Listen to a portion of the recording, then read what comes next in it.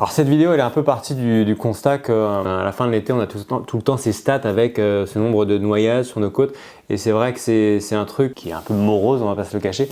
Donc si par cette vidéo, en expliquant la manière dont ça fonctionne, ça peut permettre d'éviter de prendre des risques inutiles, let's go quoi. Alors qu'est-ce que c'est en fait déjà une baïne? Alors pour comprendre ce que c'est, je vais vous demander de fermer les yeux et de visualiser une plage. Cette plage, vous entendez le bruit des vagues? Non, je déconne, on va pas partir sur une méditation, mais juste, donc imaginez une plage tout simplement, donc le rivage, et en face vous regardez l'océan. À une dizaine de mètres, on va dire, du rivage, on va avoir un banc de sable. Ce banc de sable qui s'étend de manière parallèle à la plage, donc avec les mouvements de la houle, les mouvements des vagues, il va y avoir une brèche qui va se créer dans ce banc de sable. Donc il y a un trou maintenant dans ce banc de sable.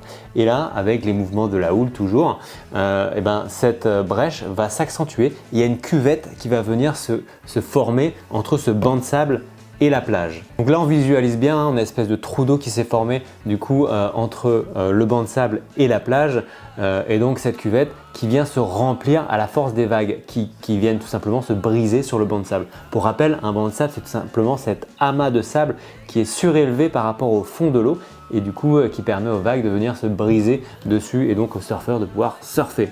Là vous êtes en train de vous dire du coup on a un trou d'eau en fait entre le rivage et le banc de sable. C'est exactement ça, on va avoir un trou d'eau qui est plus ou moins profond en fonction de la marée.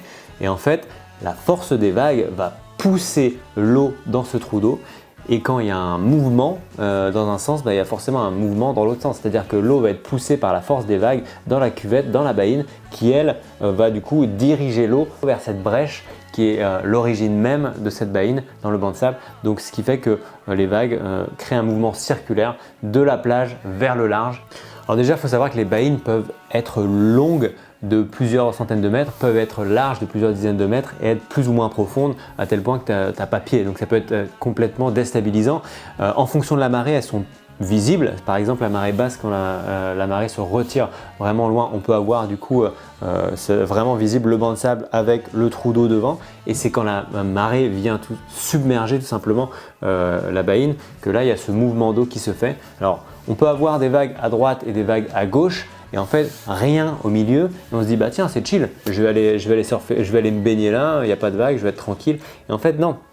C'est là qu'il est le loup, parce que tu as l'impression que c'est tout calme, parce que tu ne le vois pas, mais le courant vient drainer l'eau qui est dans cette cuvette pour l'envoyer vers le large. Donc si tu vas dans ce courant, prépare-toi à sortir les rames parce que tu vas être tout simplement emporté avec ce courant.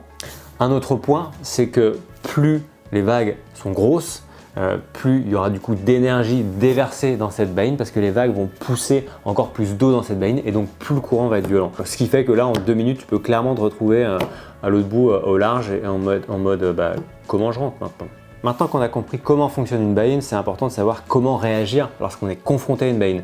Et pour un surfeur, c'est super utile pour contourner les vagues qui viennent casser et monter au pic, là où on veut surfer, rapidement sans prendre toutes les séries dans la tronche tout simplement.